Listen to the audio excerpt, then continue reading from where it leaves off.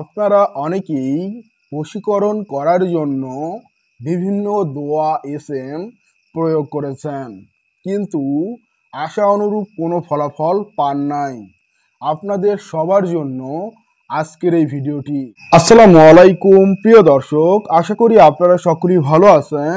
আজ আমি আপনাদেরকে শেখাবো ফুল পড়ার দোয়া। আর এই দোয়াটি পড়ে আপনি ফুলের উপর ফু দিয়ে যাকে প্রপোজ করবেন, যাকে এই ফুলটি দিবেন, সেই ব্যক্তি আপনার বাধ্য হবে, অর্থাৎ তার মনে আপনার প্রতি ভালোবাসার সৃষ্টি হবে, সে আপনার প্রতি আকর্ষিত হবে।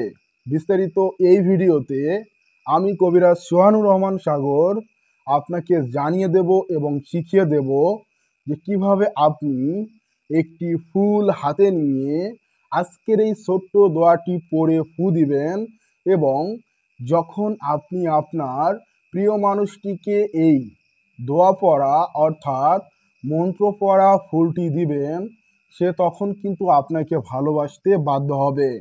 এই কথাটি আমার মুখের বলা কোনো কথা নয়, আপনাকে আমি সরাসরি পুরাতন একটি বই থেকে আজকের এই দোয়াটি শিখিয়ে দেব।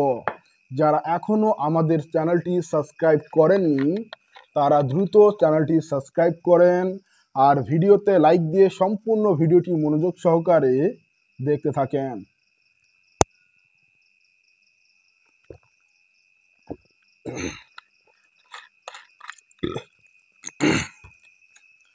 আপনারা অনেকেই বশীকরণ করার জন্য বিভিন্ন দোয়া এসএম প্রয়োগ করেছেন, কিন্তু আশা অনুরূপ কোনো ফলাফল পান নাই। আপনাদের সবার জন্য আজকের এই ভিডিওটি। যখন আপনি কোনো ব্যক্তিকে পছন্দ করেছেন অথবা আপনাদের মধ্যে সম্পর্ক রয়েছে, আপনি আপনার ভালোবাসার মানুষটির মন জয় করতে চাচ্ছেন এবং তাকে আকৃষ্ট করতে চাচ্ছেন নিজের প্রতি, এটা যে কোনো সম্পর্কের মধ্যে হতে পারে। পরিবারের মধ্যে বলেন, স্বামী স্ত্রীর মধ্যে বলেন, প্রেমিক প্রেমিকার মধ্যে বলেন। তবে আপনাকে বুঝতে হবে আপনি কোন ক্ষেত্রে এটার প্রয়োগ করতেছেন।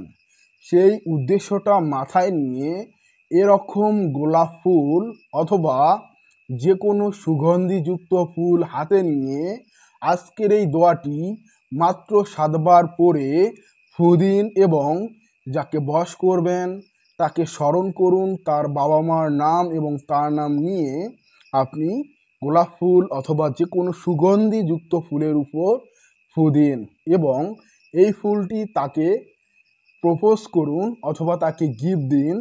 যেমনটা স্বামী হয়ে স্ত্রীকে অথবা স্ত্রী হয়ে স্বামীকে একটা ফুল গিফট করলো বা উপহার দিল, এমনকি এটা প্রেমিক প্রেমিকাদের ক্ষেত্রেও হতে পারে। যখন আমরা এই যে মন্ত্রপুত অর্থাৎ দোয়াপুত ফুলটা একজনকে আমরা প্রপোজ করলাম, গিফট দিলাম, সে কিন্তু খুশি হলো। খুশি হয়ে যখন এটা এভাবে ঘ্রাণ নেবে, এইভাবে যখন ঘ্রাণটা নেবে, এই ঘ্রাণটের সাথে কিন্তু তার মস্তিষ্কের ভিতরে চলে যাবে আপনার স্মৃতি, ঠিক আছে, আপনার প্রতি ভালোবাসার একটা বিশেষ আধ্যাত্মিক শক্তি এবং আপনাকে তার মনে আকর্ষিত করবে। বুঝতে পারছেন বিষয়টি? তো এই জন্য আজকের এই দোয়াটি প্রয়োগ করার নিয়ম যেটা, সেটা আপনাকে আমি সম্পূর্ণ পুরনো একটি পুরনো কিতাবের একটা পেজ আছে আমার কাছে, তো এই পেজ থেকে আমি আপনাকে এটা সরাসরি দেখিয়ে দিচ্ছি। আপনারা যাতে বুঝতে পারেন ভালোভাবে, সেজন্য আমি এই ফুল পড়ার ছবিটা স্ক্রিনের মধ্যে পিন করে দিলাম। আপনারা এখান থেকে দেখবেন এবং আমার কথার সাথে আপনারা মিলিয়ে নেবেন যে আমি বানিয়ে বলছি নাকি কিতাবের আলোকে বলছি। তো ভালোভাবে আপনারা স্ক্রিনে লক্ষ্য করুন। এখানে আপনারা দেখতে পাচ্ছেন ফুল পড়া। আজকের যে বিষয়ের টপিকটা সেটা কিন্তু এখানে উল্লেখ করা আছে, মনোযোগ দিয়ে শুনুন।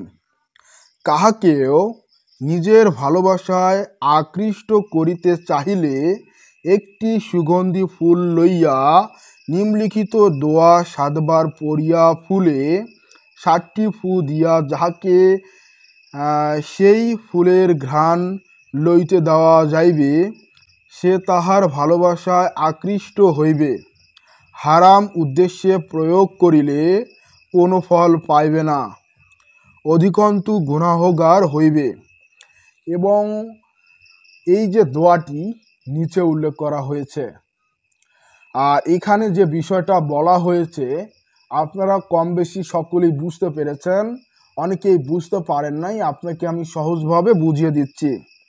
এখানে এটা উল্লেখ করা হয়েছে আপনি ছেলে হতে পারেন, আপনি মেয়ে হতে পারেন, আপনি যাকে আপনার ভালোবাসায় আকর্ষিত করতে চান, মানে আকৃষ্ট করতে চান, সেই ব্যক্তির মনে আপনার প্রতি প্রেম ভালোবাসা সৃষ্টি করতে চান, তাহলে আপনাকে একটি এরকম ঘ্রাণযুক্ত সুগন্ধযুক্ত গোলাপ ফুল অথবা যে কোনো ফুল নিতে হবে এবং আপনাকে 7 বার দোয়াটি পড়ে প্রতিবারে কিন্তু ফু দিতে হবে। একবার পরে একটি ফু, তারপর আবার পরে আরেকটি ফু, এভাবে পরপর 7 বার পরে 7টি ফু দিতে হবে। প্রিয় দর্শক, আজকের এই দোয়াটি আপনাকে যেভাবে প্রয়োগ করতে হবে আমি আপনাকে বিস্তারিত সহজভাবে বুঝিয়ে দিচ্ছি। যখন আপনি ফুলের উপর দোয়াটি পড়ে অর্থাৎ মন্ত্রটি পড়ে ফু দিবেন, তখন কিন্তু আপনাকে এই বিষয়টি মাথায় রাখতে হবে, যখন আপনি এই দোয়াটি পড়বেন তখন কিন্তু সেই উদ্দেশিত ব্যক্তির মায়ের নাম অথবা পিতার নাম যুক্ত করে আপনাকে কিন্তু দোয়াটি উচ্চারণ করতে হবে। দেখুন, এভাবে আপনারা দোয়াটি উচ্চারণ করবেন। আপনাকে আমি বুঝিয়ে দিচ্ছি, আপনারা এইভাবে উচ্চারণ করবেন। আদামু রাহিবানু হাক্কা সাওয়াহা বলার পর বলবেন, হে মাবুদ, অমুকের কন্যা অমুকের মনে আমার প্রতি গভীর প্রেম মহব্বত সৃষ্টি করে দাও বলে ফু দিবেন। ঠিক আছে? আর যদি সেই ব্যক্তি পুরুষ হয় তাহলে এভাবে বলবেন, হে মাবুদ, অমুকের ছেলে অমুকের মনে আমার প্রতি গভীর প্রেম মহব্বত সৃষ্টি করে দাও বলে আপনি ফু দিবেন। ঠিক আছে? যেহেতু আপনি আপনার প্রতি আকর্ষিত করতে চাচ্ছেন।